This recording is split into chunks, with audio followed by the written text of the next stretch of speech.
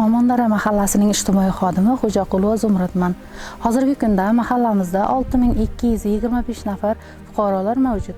Shundan 39 nafari nogironlar toifasiga kiradi. 2025-yil holatiga ko'ra 6 nafar nogironligi bo'lgan fuqarolarni hokim yordamchisi bilan birgalikda ularning bandligini ta'minlab, bundan tashqari 12 nafar yolg'iz qariyalarni mahallada aniqlab, faol hayotga qadam dasturi asosida ishlarni olib bordik. Omondara mahallasida 180 nafar kam ta'minlangan oilalarga kuz-qish mavsumi uchun bir martalik moddiy yordamlarni ajratdik. 28 nafar nogironligi bo'lgan fuqarolarga erta-yu pom mahsulotlarni yetkazib berdik.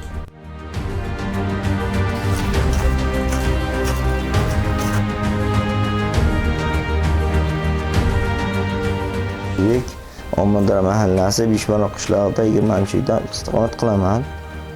Hozirda umrga yo'ldoshim kam ta'minlangan reyestrida nafaqa oladi.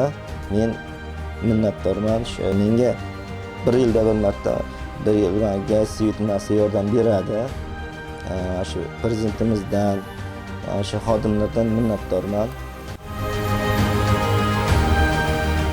Birinchi guruh nogironi o'g'limiz bor, mana farzandlar bularni holidan xabar olib va kelib kerakli o'zlarining maslahatlarini, yo'l-yo'riqlarini ko'rsatib, ba'zi nimalarda qanaqa kamchilik nimalari bo'lsa, shularni bartaraf qilishda bularning yordami juda katta.